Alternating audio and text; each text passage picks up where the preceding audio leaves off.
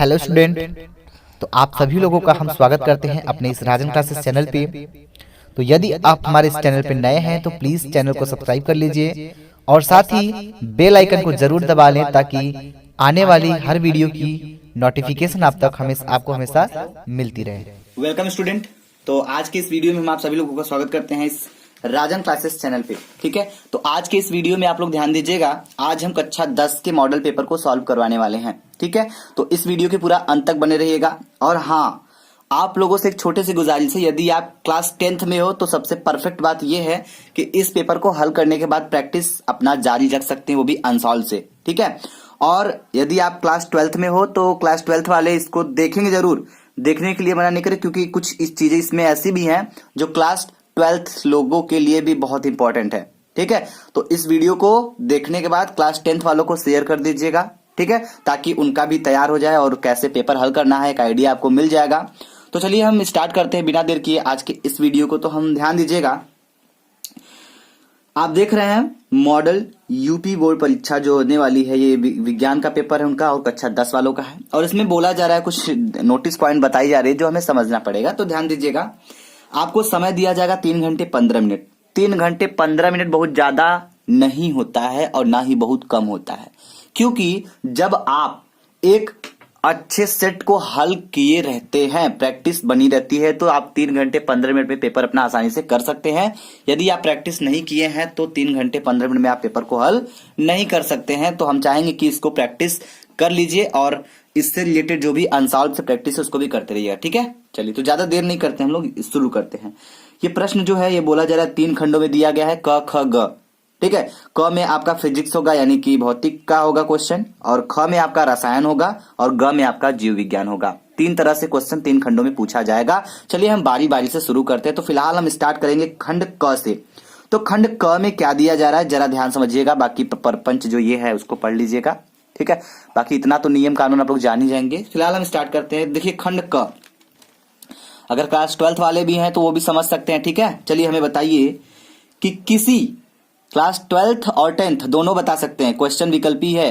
10th में नहीं 12th में नहीं पूछेगा तो पक्का आपको कंपटीशन में पूछा जाएगा, हो सकता है। ठीक है, तो बिल्कुल ये वीडियो बहुत ही मोस्ट इंपॉर्टेंट है, सबके लिए है, खास करके कक्षा 10 वालों के लिए थोड़ा ज्यादा है क्योंकि उनको बोर्ड एग्जाम देना है। तो चलिए यहां बोला जा रहा है कि किसी शब्दकोश में पाए गए छोटे अक्षरों को पढ़ते समय आप निम्न में से कौन सा लेंस पसंद करेंगे। यानी कि जैसे शब्दकोश, जैसे बुक आपके पास है, ठीक है, उसमें अगर आप पढ़ रहे हैं बुक को तो क्या पाए गए जो छोटे अक्षर हैं, जो छोटे छोटे अक्षर हैं, उसको पढ़ते समय आप निम्न में से कौन सा लेंस पसंद करेंगे। चलिए बताइए, आपके नीचे ऑप्शन दिए गए हैं 50 सेमी फोकस दूरी वाले एक उत्तल लेंस, या फिर बी ऑप्शन दिया है 50 सेमी फोकस दूरी का एक उत्तल लेंस। ठीक है, या फिर बोला जा रहा है 5 सेमी फोकस दूरी का एक उत्तल लेंस, या फिर डी में बोला जा रहा है कि 50 सेमी फोकस दूरी का एक अवतल लेंस। 4 ऑप्शन आपको दिए गए हैं, इसमें से आपका एक ही ऑप्शन सही है जो आपको टिक करना है और एक नंबर आपके खाते में जोड़ा जाएगा। ठीक है, तो चलिए पहली बात तो ये कि आपके माइंड में ये सवाल बन रहा होगा कि अभी तो हमें चश्मे की जरूरत, मतलब अभी हमें ऐसे चश्मे की जरूरत नहीं है जिसमें लेंस का प्रयोग करना पड़े, क्योंकि अभी तो चश्मा नहीं लगा होगा बहुत लोगों को। फिलहाल हम बात करते हैं क्वेश्चन के माफिक। तो बताइए फटाफट इसमें सही कौन सा होगा, 50 सेमी फोकस दूरी का एक उत्तल लेंस होगा या फिर कौन सा होगा। पहले आप लोग एक बार बना लीजिए, आप लोग को आ रहा है तो ठीक है, और नहीं आ रहा है तो चलिए ध्यान दीजिएगा, हम आपको बताते हैं, इसको नोट करिएगा और सॉल्व जरूर कर लीजिएगा एक बार पूरा सेट को। ठीक है, चलिए तो हम आपको बता दें इसमें से जो सही उत्तर होगा वो कौन सा होगा। तो इसमें सही उत्तर आपका ये होगा, सी वाला। ठीक है, 5 सेमी फोकस दूरी का एक उत्तल लेंस। अब पूछिए ऐसा क्यों होगा। देखिए जब हम अक्षरों को पढ़ते हैं, ठीक है, तो छोटे छोटे अक्षर होते हैं, तो उसको मतलब अच्छे से पढ़ने के लिए, जैसे हम अपनी बात नहीं कर रहे, जैसे हो सकता है कुछ लोग होते हैं जिनको चश्मा वगैरह लगा होता है, तो उनको जो अक्षर छोटा है उन्हें बड़ा दिखाने के लिए उनके जो चश्मे में लेंस लगा होता है ना, वो लगा होता है। कौन सा लेंस लगा होता है, उत्तल लेंस। तो सबसे पहली बात की छोटे चीजों को बड़ा करके दिखाने का काम जो करता है वो कौन करता है, उत्तल लेंस करता है। लेकिन हम आपको बता दिए 5 सेमी की फोकस दूरी का क्या लफड़ा है, तो 5 क्यों नहीं 50 सेमी का हो जाता, 5 क्यों हुआ, 5 का ही क्यों हुआ। तो ध्यान दीजिएगा, जिसकी फोकस दूरी कम होती है, ठीक है, जैसे लेंस है, उत्तल लेंस है, ठीक है भाई, तो यहाँ पे बताया जा रहा है, वो बड़ा करके जो दिखा रहा है, तो यहाँ पे 5 सेमी इसलिए है क्योंकि जिसकी फोकस दूरी कम होती है, ठीक है, फोकस दूरी जिसकी कम होती है वह लेंस उपयुक्त होता है यहाँ पे क्या करने के लिए, जैसे छोटे अक्षरों को बड़े में करके देखने के लिए। क्लियर है? तो इसका ऑप्शन आपका सी वाला सही होगा। आइए चलते हैं नेक्स्ट क्वेश्चन पे। तो अगला क्वेश्चन क्या है, अगले क्वेश्चन में बोला जा रहा है किसी चालक तार का प्रतिरोध 5 ओम है, किसी चालक तार का प्रतिरोध 5 ओम है, इसे 0.5 एम्पियर की धारा प्रवाहित करने पर उत्पन्न विभवांतर का मान क्या होगा। आपके ऑप्शन दिए गए हैं 10 वोल्ट दिया गया है, 5.5 वोल्ट दिया गया है, 4.4 वोल्ट दिया गया है, 2.5 वोल्ट दिया गया है। तो बहुत सारे स्टूडेंट ऐसे होंगे जो बिना पढ़े बस आंख बंद करके टिक मार देंगे। तो ऐसा क्या होता है, कभी कभी बोलते हैं अंधेरे घर में तीर लग जाती है, तो सही रहा तो ठीक ठीक, नहीं सही रहा तो गलत हो जाता है। लेकिन हम चाहेंगे कि यहाँ पे थोड़ा सतर्कता से टिक लगाया जाए, तो क्यों ना पहले इस क्वेश्चन को हल किया जाए, उसके बाद इसके विकल्प को टिक किया जाए। राइट, चलिए वेरी गुड। तो ध्यान दीजिएगा, हम इसको हल करेंगे। तो सबसे पहले नाम वैल्यू लिखेंगे। प्रतिरोध का मान दिया है 5 ओम और धारा दिया गया है 5 एम्पियर की विद्युत धारा प्रवाहित हो रही है। क्लियर है? तो ध्यान दीजिएगा, हम इसको हल करके दिखाते हैं आपको। तो जरा ध्यान दीजिएगा, यहाँ पे आपका दिया गया था क्या, यहाँ पे आपका दिया गया था आर का नाम, किसी चालक के तार का प्रतिरोध 5 ओम, तो आर बराबर क्या दिया था, 5 ओम दिया गया था। तो ये क्वेश्चन आपका कौन सा, हम आपको बता देते हैं, ये क्वेश्चन ग वाला है। क्या है? कौन सा है? ग वाला क्वेश्चन है। ठीक, चलिए ध्यान दीजिएगा, ये हो गया आपका 5 ओम और बोला जा रहा है इसमें 0.5 एम्पियर की धारा प्रवाहित करने पर 0.5 यानी आई का मान जो है वो क्या दिया है, 0.5 एम्पियर दिया है। ठीक है, और इसमें आपसे पूछा जा रहा है विभवांतर कितना होगा। तो आपको पता है कि ओम का नियम जो होता है, फार्मूला होता है V बराबर आई आर, एक फार्मूला होता है कि नहीं होता है? कक्षा 10 वाले को पता होगा भाई, सबको पता होगा, V बराबर आई आर होता है। तो बहुत ही आसानी से हम V लिखेंगे बराबर आई आर। आई का मान हमारा दिया गया कितना है, 0.5 दिया गया है, तो लिखेंगे 0.5 गुणे आई हो गया आर। आर का मान कितना है, 5 है, तो यहाँ पे रखेंगे 5। अब 5 पचे के 25, तो ये आ जाएगा 25, एक अंक पे दशमलव, तो एक अंक पे दशमलव, ये हो जाएगा वोल्ट। अब हम चलेंगे ऑप्शन में, देखेंगे अगर हमारा कोई ये वाला ऑप्शन मैच करेगा तो हम उसको क्या करेंगे, टिक करेंगे, और वो आपका सही होगा। तो चलिए ध्यान से समझिएगा। तो यहाँ पे एक चीज देख सकते हैं आप लोग कि यहाँ पे बोला जा रहा है क्या, 2.5 यहाँ पे है, तो आपका ये वाला ऑप्शन क्या होगा, सही होगा। तो एक चीज ध्यान दीजिएगा, एक क्वेश्चन छूटा जा रहा था, कोई दिक्कत नहीं है, उसको अभी लपेट लेते हैं। तो यहाँ बोला जा रहा है ना कि जब कांच के प्रिज्म से श्वेत प्रकाश गुजारा जाता है तो स्पेक्ट्रम में किस रंग की किरण के विचलन न्यूनतम होते हैं। तो हम आपको बता दें कि जब कांच के प्रिज्म से श्वेत प्रकाश गुजारा जाता है तो स्पेक्ट्रम में किस रंग का जो विचलन होता है, न्यूनतम होता है, तो वो होता है आपका लाल रंग का विचलन जो होता है बहुत कम होता है, न्यूनतम होता है। ठीक है, इसीलिए क्या हो जाएगा, इसका ऑप्शन नंबर ए आपका सही होगा। तो हम चाहेंगे कि ऑप्शन नंबर ए लाल को क्या किया जाए, टिक कर लिया जाए। क्लियर है? चलिए, तो हम आपको बता दें, ऐसे ही देखते हैं, इसका विचलन कम होता है, इसीलिए इसे सिग्नल पे लगाते हैं। जैसे रेलवे वगैरह जो होती है, आप देखते होंगे वहां पे रेड कलर की सिग्नल लगी होती है, तो वहां पे लाल बत्ती का यूज करते हैं, क्योंकि वहां पे उसकी जो विचलन होती है कम होती है, इसीलिए उसे सिग्नल पे लगाया जाता है। चलिए, फिलहाल सिग्नल की बातें बाद में होंगी, तो बस इतना समझिए यहाँ पे कि लाल का विचलन क्या होता है, न्यूनतम होता है। ठीक है, चलिए, तो ये नीचे वाला भी क्वेश्चन अभी हमने हल करके बता दिया है, और घ वाले पे चलते हैं। घ वाले पे बोला जा रहा है क्वेश्चन में कि तांबे के तार की एक आयताकार कुंडली किसी चुंबकीय क्षेत्र में घुर्डी गति कर रही है। इस कुंडली में प्रेरित विद्युत धारा की दिशा में कितने परिभ्रमण के पश्चात परिवर्तन होता है। आपके ऑप्शन है चौथाई में, आधे में, 1 में, 2 में। तो आपका सही ऑप्शन जो होगा, 1 नंबर का क्वेश्चन है तो ज्यादा समय नहीं देते हैं, बल्कि इसका जो सही उत्तर है क्या होगा, आधे में। ठीक है, ऑप्शन नंबर सेकंड आपका क्या होगा, सही होगा। उम्मीद करेंगे आपको ये समझ में आ गया होगा। सो हम चलेंगे नेक्स्ट क्वेश्चन पे। अगला क्वेश्चन देखिए, हमारा 2 नंबर का स्टार्ट होने वाला है। तो 2 नंबर का स्टार्ट होने वाला है, तो पहले हम समझेंगे यहाँ पे कि स्नेल का नियम स्नेल का अपवर्तन संबंधी नियम लिखिए। 2 नंबर आपको पाना है, मजाक कुछ है एकदम, ठीक है। यानी स्नेल का नियम कुछ भी नहीं है, अगर आप पढ़े हैं तो। चलिए हम आपको अभी हल करके बता देते हैं कि स्नेल का नियम क्या होता है, और इस 2 नंबर के आपको हकदार अभी बनाते हैं। तो सबसे पहले ये ध्यान दीजिएगा, लिखना तो सबको है, बात समझ में आ रही है, लेकिन लिखना कैसे है इसके बारे में भी हम डिस्कस करते रहेंगे। तो चलिए हम इस क्वेश्चन को समझ लेते हैं, स्नेल का नियम। तो सबसे पहले आप एक अच्छा सा हेडिंग डालेंगे, क्या यहाँ पे हेडिंग डालें, ठीक है, लिखेंगे स्नेल का नियम। देखिए कोई भी चीज अगर आप लिखने जाते हैं ना, अगर उसको हेडिंग डाल के हाईलाइट करते हैं तो हम पूरा गारंटी के साथ कह रहे हैं एग्जामिनर का पूरा टारगेट आपके टॉपिक पे होगा। इस चीज को ध्यान दीजिएगा। तो स्नेल नियम लिख दिए हैं, तो आप स्नेल का नियम है भाई, आप लिख दीजिए, ठीक है, ठीक है। तो अब देखिए इतना लिखने के बाद हेडिंग आप लिखेंगे क्या इसमें, अगर आपको पता है तो लिख सकते हैं, नहीं पता है तो जरा ध्यान दीजिएगा। हम आपको बहुत सिंपल डेफिनेशन बताने वाले हैं कि किन्हीं 2 माध्यमों के लिए, किन्हीं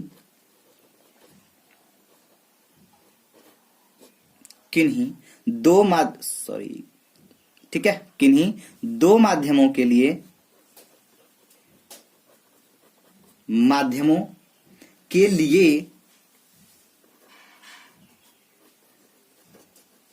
आपतन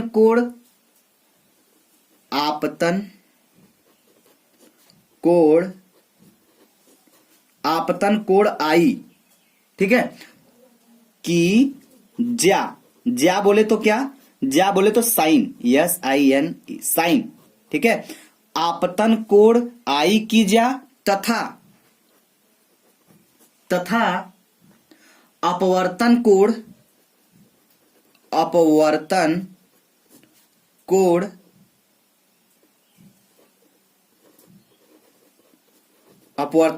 R की ज्या, ठीक है। यहां पे साइन लिख सकते हैं भाई, यहां पर भी अपवर्तन कोण की ज्या, ठीक है, अनुपात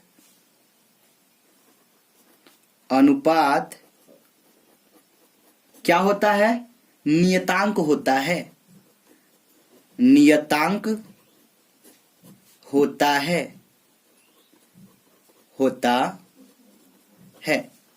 ठीक है। तो देखिए ये तो हो गया स्नेल का नियम। अगर हम इसको थोड़ा सा लिखें तो जगह साइन आई बटे के sine R is equal to n, ठीक है। इस नियम को हम स्नेल का नियम कहते हैं। तो यहां पे लिख सकते हैं इस नियम को क्या कहते हैं, स्नेल का नियम कहते हैं। तो एक चीज तो यहां पे क्लियर है हमारा, इस नियम को स्नेल का नियम कहते हैं।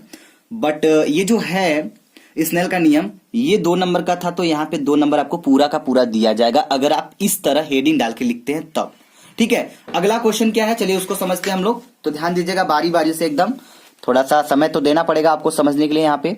तो अगला देखेंगे, हमें बोला जा रहा है क्या, यहां बोला जा रहा है क्या है, उत्तल लेंस के समक्ष, यानी उत्तल लेंस के सामने 2f है आपका फोकस दूरी पर स्थित वस्तु के बने प्रतिबिंब की स्थिति एवं प्रकृति को किरण आरेख खींचकर दर्शाइए।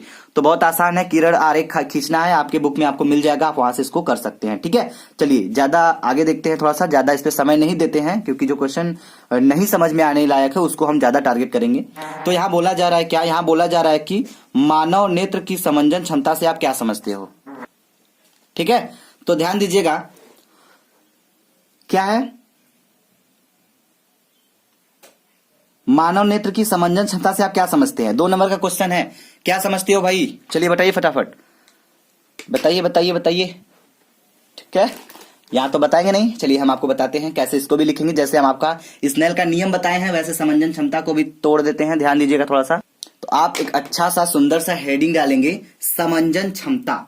क्या डालेंगे, समंजन क्षमता, समंजन क्षमता।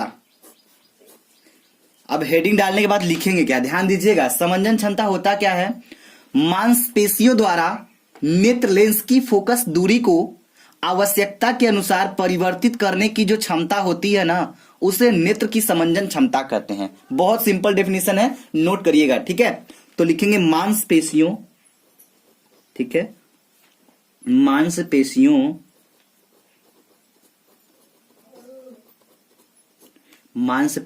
द्वारा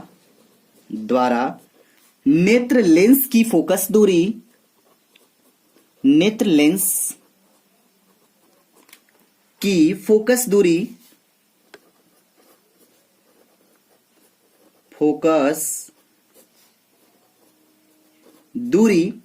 ठीक है, को आवश्यकता अनुसार परिवर्तित करने की क्षमता, फोकस दूरी को आवश्यकता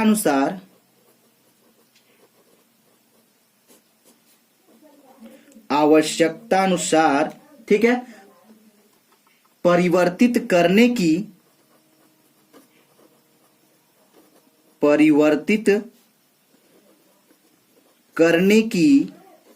क्या क्षमता को क्या कहते हैं भाई? क्षमता को हम नेत्र की समंजन क्षमता कहते हैं। नेत्र की समंजन क्षमता कहते हैं। समंजन क्षमता कहते हैं। तो एक चीज हम आपको बता दें कि ये जो साइंस का पेपर होता है क्लास 10th के लिए, इसमें जो फिजिक्स और केमिस्ट्री के जो क्वेश्चन दिए होते हैं, जो चैप्टर होते हैं 3-4 चैप्टर, उससे जो क्वेश्चन बनते हैं वो बहुत मायने रखता है, बहुत इंपॉर्टेंट होता है। बाकी बायोलॉजी के क्वेश्चन तो बच्चे पढ़ के उसको हैंडल कर लेते हैं, हम आपको क्लियर बता रहे हैं। दिक्कत उन्हें फिजिक्स केमिस्ट्री में ही होती है, ठीक है। तो ये दिक्कत बिल्कुल नहीं होना चाहिए आपको, इसलिए हम इसको ये क्लियर कर देते हैं। ये हो गया समंजन क्षमता, ठीक है। चलिए तो आगे ध्यान दीजिएगा, ठीक है। अगला बोला क्या जा रहा है, आगे बोला जा रहा है, ये तो हो गया समंजन क्षमता आपका क्लियर हो गया। अब यहां पे आएंगे, ठीक है। तो यहां पे देखेंगे तो यहां पे बोला क्या जा रहा है आपसे, यहां बोला जा रहा है कि 40 सेमी वक्रता त्रिज्या वाले अवतल दर्पण के सामने 10 सेंटीमीटर की दूरी पर, ठीक है, क्या है, एक वस्तु रखी है। इस स्थिति में वस्तु का प्रतिबिंब कहां पर बनेगा? लाजवाब क्वेश्चन है भाई, इसको एकदम स्टेप बाय स्टेप समझिएगा, एकदम चुटकियों में हल करके दिखाने वाले हम आपको। तो पहले तो हम कहेंगे इस क्वेश्चन को अगर आप नोट करना चाहे तो अपनी कॉपी पे नोट कर सकते हैं, जिसके पास पेपर नहीं है खास उनके लिए हम कहना चाहेंगे, ठीक है। चलिए तो अब ध्यान दीजिएगा, अब हम करेंगे क्या इसमें। तो ये जो दिया गया है ना वक्रता त्रिज्या को दिखाते हैं हम R से। तो हमारा 40 दिया है, हम देखिएगा यहाँ पे दो ही चीज दिया गया है, 40 दिया गया है, 10 दिया गया है। तो ये आपका दिया गया है वक्रता त्रिज्या, और हमसे पूछा क्या जा रहा है, प्रतिबिंब कहां बनेगा। तो चलिए, ठीक है। तो ध्यान दीजिएगा यहाँ पे जो वक्रता त्रिज्या दे रखी है, यहाँ पे कितना दिया है, 40 सेंटीमीटर। तो हम यहाँ पे लिखेंगे क्या, यहाँ पे लिखेंगे 40 सेंटीमीटर। ध्यान दीजिएगा, तो ये हो जाएगा R बराबर 40 सेमी, ठीक है। और क्या दिया गया है हमारा, जरा ध्यान दीजिएगा, और दिया गया है क्या, इसमें बोला जा रहा है कि 40 सेमी तो क्लियर है, वक्रता त्रिज्या वाले अवतल दर्पण के सामने 10 सेंटीमीटर की दूरी पर। तो दूरी यानी इसकी जो दूरी दी है दर्पण से वस्तु की जो दूरी है वो क्या है, वो दिया है हमारा, उसको दिखाते हैं U से, और U बराबर यहाँ पे 10 दिया है, ठीक है। कितना दिया है, 10 दिया गया है, वो भी 10 क्या, 10 सेमी। तो 10 सेमी दिया गया है ना। तो आपको हम बता दें कि अवतल दर्पण में जो U होता है वो आपका ऋणात्मक होता है चिन्ह परिपाटी के नियम से, इतना तो आपको पता होगा। लेकिन अगर ध्यान दें यहाँ पे हमें F निकालना है, ठीक है। F हमें पता नहीं है, क्योंकि हमें जब भी निकालना होगा तो F निकालना होगा।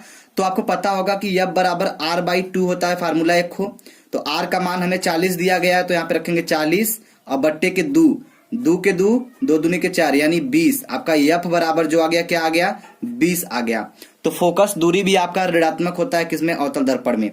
तो ये आपका U और F दोनों ऋणात्मक हो गया। अब हमें प्रतिबिंब बताना है कहां बनेगा, तो प्रतिबिंब हमें ज्ञात करना है। तो इसके लिए एक फार्मूला होता है आपका, जो आपको पता होगा क्या होता है, ध्यान दीजिएगा। तो एक चीज ध्यान दीजिएगा, यहाँ पे आपको बोला क्या जा रहा था, यहाँ पे बोला जा रहा था कि हमें प्रतिबिंब कहां पर बनेगा। तो प्रतिबिंब माने भी पूछा जा रहा है, ठीक है। इतना तो समझ ही सकते हैं, भी पूछा रहा है। तो भी देखिए हमारा फार्मूला जो होता है वो होता है 1/F = 1/, v प्लस 1/u, ये फार्मूला होता है। अगर नहीं जानते हैं तो जान जाइए, इसी का यूज करके हम इसमें इसको हल करेंगे, क्योंकि ये क्वेश्चन बड़ा शानदार है और ये क्वेश्चन पूरा नंबर आपको देने वाला है। तो ये क्वेश्चन कितने का है जरा ये भी समझ लीजिए। ये 4 नंबर का क्वेश्चन है। कितने नंबर का है? 4 नंबर का क्वेश्चन है।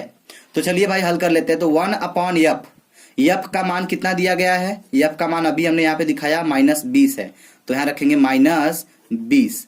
अब बराबर 1/u, सॉरी v का मान तो हमें ज्ञात ही करना है, तो प्लस 1/u, u का मान क्या है? -10 है, तो हो जाएगा 1/-10। हो जाएगा कि नहीं हो जाएगा? बिल्कुल हो जाएगा भाई। अब क्या करेंगे समझिएगा, ये हो जाएगा 1/20 जो कि माइनस में रहेगा, बराबर 1/v प्लस माइनस हो जाएगा, तो ये जाएगा 1/10। समझते रहिएगा, ठीक है। -1/20 हो जाएगा। अब इसको हम उठा के यहां से इधर करेंगे, तो ये -1/10 इधर आके क्या हो जाएगा? +1/10 हो जाएगा, क्योंकि माइनस से प्लस हो जाएगा इधर आते ही, और ये हो जाएगा 1/v। ठीक है। अब ध्यान दीजिएगा, ये हो जाएगा 20 और 10 का हम लसा ले लेते हैं, तो क्या हो जाएगा? 20 और 10 का जब लसा लेंगे ना, तो ये हमारा क्या हो जाएगा? 20 हो जाएगा। अब ध्यान दीजिएगा, तो 20 एक कम 20, तो यानी -1 हो जाएगा, प्लस है तो प्लस हो जाएगा, 10 दूना 20, 2 बार में आएगा 20, तो 2 एक कम 2, अब बराबर के 1/v। ठीक है। अब देखिए क्या हो जाएगा, 2 में से 1 गया, 1 के क्या आ जाएगा? 20 आ जाएगा, बराबर 1/v। ठीक है। अब यहां से अगर v का वैल्यू हम निकालें तो फाइनली में v का वैल्यू मिल जाएगा 20। ठीक है। तो 20 सेमी आ जाएगा, ये प्रतिबिंब की दूरी है आपका। तो आप कह सकते हैं, देखिए ऋणात्मक नहीं है ना, धनात्मक है ना, तो आप एकदम आसानी से बोल सकते हैं कि लेंस के राइट साइड में आपका कितने 20 सेंटीमीटर की दूरी पर प्रतिबिंब आपका बनेगा। ठीक है। चलिए, तो उम्मीद करेंगे आपको ये समझ में आ गया होगा और ये 4 नंबर के हकदार आप यहाँ पे बन सकते हैं। ठीक है। चलिए और भी आगे देखते हैं हम लोग क्वेश्चन को। तो ध्यान दीजिएगा, ठीक है भाई, अगला क्वेश्चन अथवा में दिया गया है। अगर ये कर लेते हैं तो ठीक ठीक, अगर नहीं कर पाते तो यहाँ पे लिख सकते हैं निकट दृष्टि दोष किसे कहते हैं। हम आपको करके नहीं बताएंगे बल्कि ऐसे ही समझा देते हैं, आप इसको समझ लीजिए निकट दृष्टि दोष किसे कहते हैं।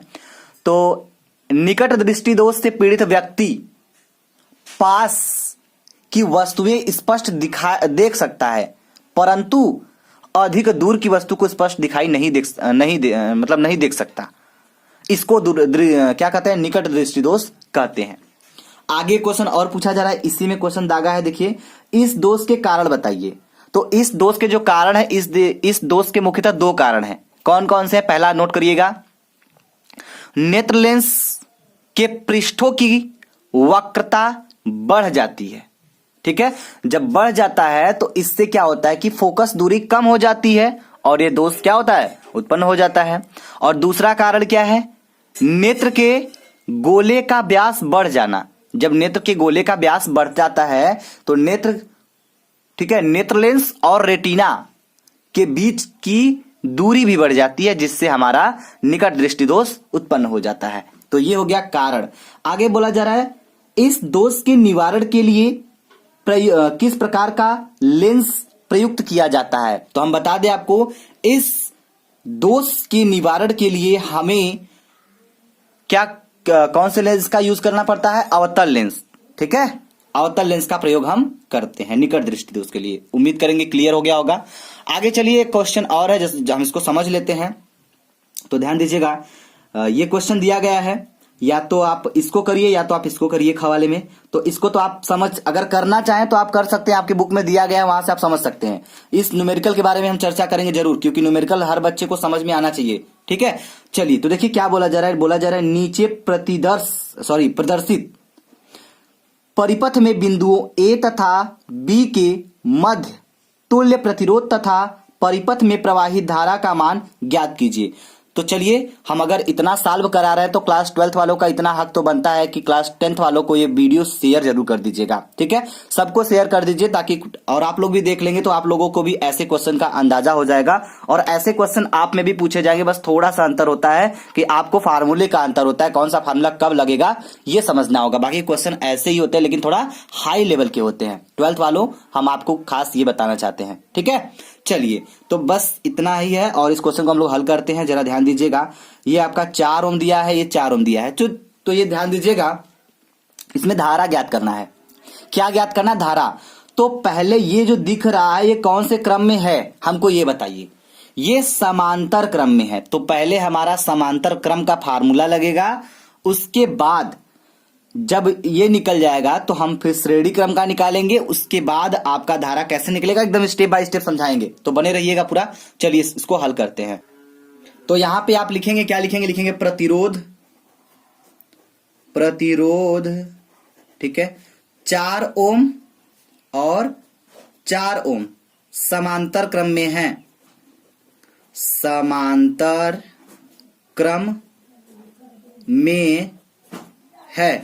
तो एक चीज ध्यान दीजिएगा, जब समांतर क्रम में है तो यहां पे समांतर क्रम वाला जो फार्मूला होता है 1/r इक्वल टू होता है 1/r1 प्लस 1/r2। ये फार्मूला यहां पे हम लगाने वाले हैं। और हम आपको थोड़ा सा चर्चा कर दे, R1 का मान 4 ओम दिया गया है और R2 का मान भी क्या दिया है? 4 ओम दिया गया है। तो इसे हल कर लेते हैं, तो ये हो जाएगा 1/r, यहां तुल्य धारिता हम निकाल लेते हैं, तो ये हो जाएगा 1/4 प्लस 1/4, इतना आया। 1/r हो जाएगा बराबर 4 हर बराबर है तो 4 लिखेंगे, और ये हो जाएगा 1 प्लस 1 यानी कि 2/4, तो आ जाएगा 1, 2 1 कम 2, 2 दूना 4, तो 1/2 आ जाएगा आपका। कितना आ गया? R बराबर आपका आ गया क्या? 2। R बराबर आपका 2 ओम आ गया तुल्य प्रतिरोध। ठीक है, चलिए तो अब क्या होगा? ये जो R आ गया इसको हम लिख लेते हैं R बराबर 2 ओम। तो चलिए थोड़ा क्वेश्चन में चलते हैं फिर से एक बार। तो देखिए ध्यान दीजिएगा, यहाँ पे जो अभी तुल्य धारिता हम यहाँ पे निकाले हैं, कहाँ गया भाई? ठीक है, यहाँ दिया है। तो ये जो तुल्य धारिता यहाँ पे निकाले हैं, तो हमें A और B के बीच की धारिता ज्ञात करनी है ना। तो अभी इसको हल किए तो ये समांतर क्रम था, अब श्रेणी क्रम में हो जाएगा। तो एक प्रतिरोध ये हो जाएगा, एक प्रतिरोध ये जो हल करके हम निकाले हैं। तो यानी कि समझिएगा, तो अब हम लिखेंगे यहाँ क्या, यहाँ पे लिखेंगे, ठीक है। अब श्रेणी क्रम में हो जाएगा तो यहां लिखेंगे श्रेणी क्रम के लिए, श्रेणी क्रम के लिए, ठीक है, श्रेणी क्रम के लिए। तो ध्यान दीजिएगा श्रेणी क्रम के लिए क्या हो जाएगा, ये आपका R है तो R, देखिए इसको R डैश भी मान सकते हैं, कोई दिक्कत नहीं है। तो R बराबर हमारा 2 ओम आ गया एक खो, और एक खो R2 यानी जो बगल में दिया गया था 4 ओम, उसकी बात कर रहे हैं। ठीक है, जरा देख सकते हैं क्वेश्चन में, अगर आपको डाउट हो तो देखिए ये जो दिया है इसको हल करने के बाद तो हमारा 2 ओम आया ही था। अब उसके बाद ये 4 ओम को भी ले लेंगे तो हमारा तुल्य धारिता निकल जाएगा आसानी से। तो ये जाएगा 2 ओम 4 ओम, और ये किस क्रम में है बाबू? समांतर क्रम में है, सॉरी श्रेणी क्रम में है। तो श्रेणी क्रम का जो फार्मूला होता है R बराबर, इसको R डैश मान लेते हैं, ठीक है, क्योंकि R यहाँ पे निकाल चुके हैं। तो R डैश बराबर R1 प्लस R2। देखिए कोई दिक्कत नहीं है, आप कुछ भी मान सकते हैं। R1 एक संकेत के लिए, आप समझने के लिए आपको R डैश R मान दिया जाता है, क्योंकि यहाँ R है तो यहाँ R डैश कर लेंगे, और यहाँ R डैश है तो यहाँ R कर लेंगे, थोड़ा सा अंतर तो होना चाहिए। तो यहाँ पे हमें पता है कि R1 का मान 2 ओम है तो रखेंगे 2 प्लस, और क्या है 4 है तो 4 2 6, तो ये हमारा 6 ओम आ गया। ठीक है, तो ये जो capital R dash equal to हमारा देखा जाए तो क्या हो जाएगा, 6 ओम आपका निकल के आ गया है। ठीक है, लेकिन हमसे पूछा क्या जा रहा है, हमसे धारा का मान पूछा जा रहा है, धारा बराबर वाट। तो धारा का मान निकालने के लिए हम आपको बता दें, फार्मूला होता है V बराबर IR।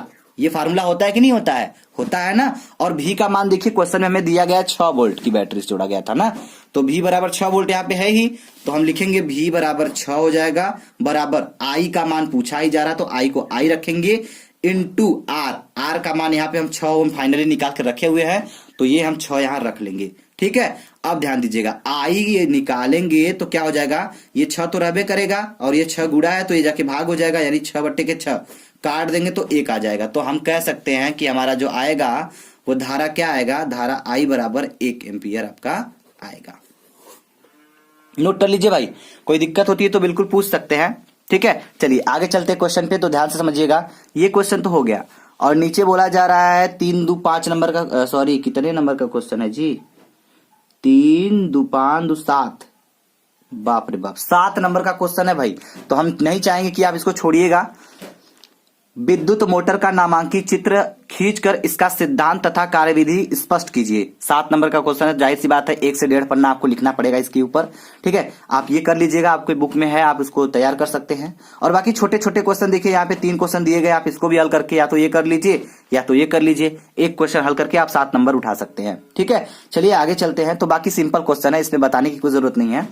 तो चलिए, बोला जा रहा है कि निम्नलिखित अभिक्रिया संपादित होती है। ये आपका दिया गया ऑप्शन, इन चारों ऑप्शन में से आपका एक ऑप्शन सही है, जो आप कर लीजिएगा। ठीक है, बहुत आसान है, क्योंकि इसमें दिया गया सूर्य के प्रकाश की उपस्थिति में होता है, गर्म करने पर होता है, स्वतः होता है, विद्युत धारा प्रवाहित करने पर होता है। तो जाहिर सी बात है, बहुत सिंपल है, तो आप लगा सकते हैं इसको। ठीक है, और देखिए नीचे दिया गया किसी विलयन एक्स में हाइड्रोक्साइड आयन का सांद्रण 1 × 10⁻⁻12 मोल प्रति लीटर है। इस विलयन एक्स के लिए पीएच मान होगा। तो हम आपको बता दें, इसका पीएच मान हो जाएगा 2। ठीक है, किसका? इस क्वेश्चन का ऑप्शन नंबर 2 पर सही होगा। ठीक है, चलिए तो आइए चलते हैं हम लोग नेक्स्ट क्वेश्चन पे। तो ध्यान दीजिएगा, अगला क्वेश्चन क्या है। यहां बोला जा रहा है, क्वेश्चन में केमिस्ट्री का क्वेश्चन शुरू हो गया बाबूजी। ठीक है, यहां बोला जा रहा है कि परमाणु क्रमांक 11 वाले तत्व का आवर्त सारणी में क्रमशः समूह व आवर्त है। पहला फर्स्ट प्रथम, फर्स्ट तृतीय, थर्ड तृतीय, थर्ड प्रथम। तो आपका ऑप्शन नंबर इसमें से कौन सा सही है बाबू? ये वाला सही है, बी वाला, फर्स्ट तृतीय। ठीक है, तो परमाणु क्रमांक 11 वाले तत्व जो है आवर्त सारणी में क्रमशः समूह व आवर्त क्या है? फर्स्ट तृतीय। क्लियर? गुड। आगे चलेंगे तो आगे वाला क्वेश्चन काफी सिंपल दिख रहा है भाई, आप इसको कर सकते हैं। ठीक है, तो निम्नलिखित रासायनिक अभिक्रियाओं को संतुलित, क्या लाजवाब क्वेश्चन है, संतुलित करना है तो आप इसे कर लीजिएगा। पहले चैप्टर से है, समीकरणों को संतुलित करना है। और दूसरा देखिए क्या बोला जा रहा है, निम्नलिखित यौगिकों को आयुपीएससी लिखिए। आयुपीएससी बड़ा ही लाजवाब है, बड़ा सिंपल है। तो हम आपको एक बार बता दें कि इसका आयुपीएससी नाम क्या होगा, क्योंकि बहुत सारे बच्चों को आता है, लेकिन कुछ लोग ऐसे हैं जो नहीं कर पाएंगे। सो उनके लिए हम थोड़ा सा डिस्कस करना चाहेंगे कि यहाँ पे उनका आयुपीएससी क्या होगा। तो दिया क्या है, CH3, क्या दिया है, CH3 single bond, C triple bond, CH3। ठीक है, तो इसका नाम क्या होगा? चलिए फटाफट, अगर आपको आता है तो आप कर लीजिएगा, और नहीं आता है तो हम आपको बता देते हैं, नोट कर लीजिए। तो ध्यान दीजिएगा, इसका नाम हम आपको बता देते हैं। तो ध्यान दीजिएगा, यहाँ पे जो आपका दिया गया था यूपीएससी बनाने क्या था, वो आपका था CH3। ठीक है, single bond, C triple bond, C, उसके बाद सिंगल बॉन्ड CH3, यही था ना। तो इसका क्या बताना है, आयुपैक, यानी सॉरी आयुपीएससी। भाई हम जब पढ़ते थे तो आयुपैक बोलते थे, अपने लॉजिक के लिए आयुपीएससी। तो इसका आयुपीएससी जो होगा वो क्या होगा, बात तो पत्ते की है। ठीक है, ठीक है, तो इसको समझिएगा जरा सा, क्या है।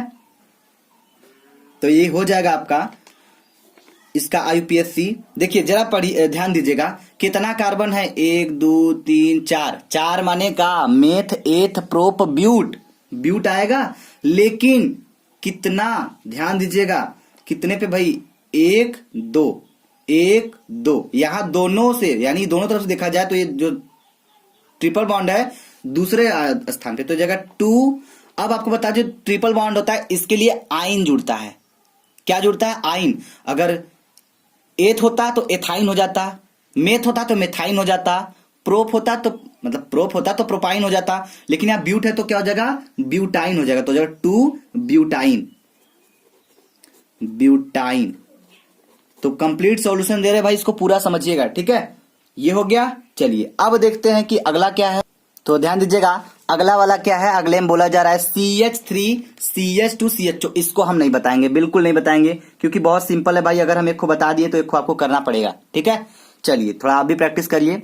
आगे बोला जा रहा है क्वेश्चन में कि धावन सोडा का रासायनिक नाम तथा अणुसूत्र लिखिए। ठीक है, चलिए तो धावन सोडा का हम रासायनिक नाम भी लिखेंगे और अणुसूत्र भी लिख के दिखाएंगे आपको। तो नोट कर लीजिएगा, ध्यान दीजिएगा। तो यहां पे आप लिखेंगे क्या, धावन सोडा। धावन सोडा मतलब धोने वाला सोडा, सॉरी देखिए बोल रहे थे उसी में लिखा गया। ठीक है, लिखिए धावन सोडा, धावन सोडा। तो धावन सोडा जो होता है ना, इसको धोने वाला सोडा कहते हैं। तो धोने वाला सोडा ध्यान दीजिएगा, जो क्या है, इसका जो रासायनिक नाम होता है वो क्या होता है और इसका सूत्र क्या होता है वो क्या होता है, इसको समझिएगा ध्यान से। ठीक है, तो ध्यान दीजिए, इसको हम लिख देते हैं। इसका जो सूत्र है, सूत्र क्या होता है, इसका सूत्र होता है Na2CO3, ठीक है, इंटू 10H2O। ये सूत्र होता है धावन सोडा का। अब बात करेंगे रासायनिक नाम क्या होता है इसका, रासायनिक नाम। तो जिसका जो रासायनिक नाम होता है वो होता है क्या, हम आपको बता दें, ये होता है सोडियम कार्बोनेट,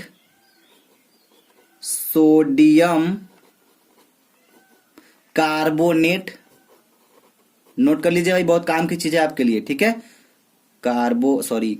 कार्बोनेट डेकाहाइड्रेट। क्या है, डेकाहाइड्रेट।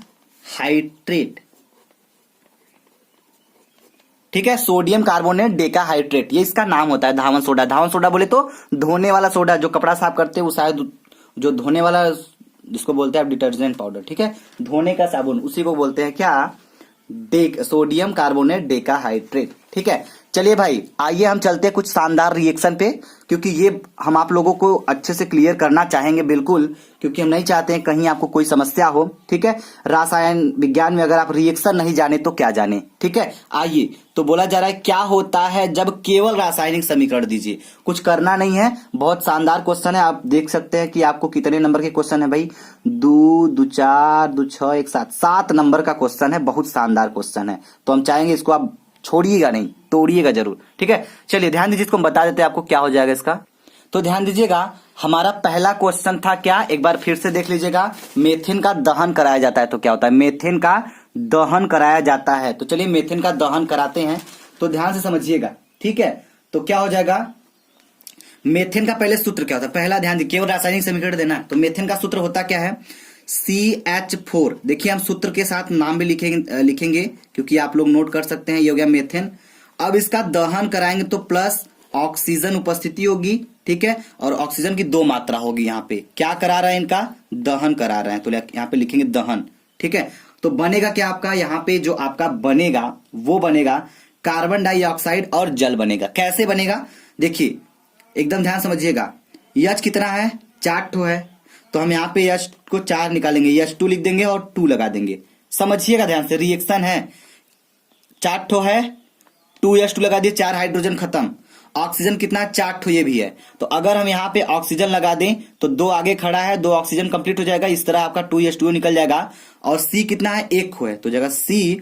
अब O कितना है, O आपका 4 ठो था, 2 ठो यहाँ निकल गया है, 2 ठो बचा है, तो जगह CO2।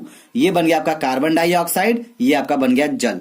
तो ये हो गया मेथेन को दहन कराने पर। ठीक है, तो ये रिएक्शन आप नोट कर लीजिए, केवल रासायनिक समीकरण देना था। अब अगला ध्यान दीजिएगा, अगले में बोला क्या जा रहा है, आपसे बोला जा रहा है कि क्या होता है जब एसिटिक अम्ल को P2O5 की उपस्थिति में गर्म किया जाता है। तो चलिए हम ले लेते हैं एसिटिक अम्ल को, उपस्थिति ले लेते हैं P2O5 की और गर्म कर देते हैं। तो देखिए क्या होगा, तो सेकंड वाला है भाई, ध्यान दीजिएगा। ठीक है, चलिए वेरी गुड। तो एक चीज ध्यान दीजिएगा, यहाँ पे इसको हल करने से पहले सिर्फ इतना ही कहना चाहेंगे, थोड़ा सा वीडियो को शेयर कर दीजिएगा जरूर। ठीक है, और लाइक कर दीजिए ताकि पता चले कि भाई कितने लोग इसको देखे हैं। ठीक है, तो देखिए यहाँ पे हम आपको बता दें, जो लेंगे एसिटिक अम्ल, यहाँ एसिटिक अम्ल के 2 अणु होंगे उपस्थित। कितने अणु होंगे, रिएक्शन को समझिएगा, बहुत शानदार रिएक्शन है। 2 अणु होंगे। एसिटिक अम्ल का जो सूत्र होता है क्या होता है, CH3। ठीक है, COOH, ये हो गया। इसके 2 अणु हम लेंगे, पहले ही आपको बोले थे कि नहीं, ध्यान दीजिएगा। प्लस एक अणु और ले लेते हैं, CH3। ठीक है, COOH, एक अणु ये, एक अणु ये। एसिटिक अम्ल का हमने 2 अणु ले लिया। अब क्या करेंगे, अब इसको हम P2O5 की उपस्थिति में क्या करेंगे, गर्म करेंगे। ठीक है, अब देखिए क्या होगा, तो होगा कुछ नहीं, बस ध्यान समझिएगा। यहां से CH3 है, CO है, CH3 है, CO है, तो एक काम तो यहां पे बनता है हमारा। देखिए यहां से देखिए, देख लिए चप्पल बन गया, इनको बाहर निकाल देंगे। क्या निकल रहा है, H कितना है, 2 ठे, तो H2O, O एक भी है तो OH2 निकल गया। अब क्या बन रहा है ध्यान दीजिएगा, CH3CO, ठीक। फिर फिर क्या है, 2 अणु थे ना, तो ये हो गया CH3CO हो गया। फिर क्या होगा, सिंगल बॉन्ड हो जाएगा आपका यहाँ पे, और नीचे को CH3CO हो जाएगा, फिर ये हो जाएगा, ठीक है। अब आपका एक को ऑक्सीजन बच रहा है, ध्यान दीजिएगा, ये लिख दिए, ये लिख दिए, ठीक, ठीक है, और ये लिख दिए पूरा, तो ये हो गया पूरा। O आपका बचा है तो O आपका यहां रख देंगे, ठीक है। और इस तरह जो ये यौगिक बन के आया है ना, इसका नाम क्या है हम आपको बता दें, एसिटिक एनहाइड्राइड है। लिख लीजिए भाई, क्या है, एसिटिक एनहाइड्राइड, एनहाइड्राइड, ठीक।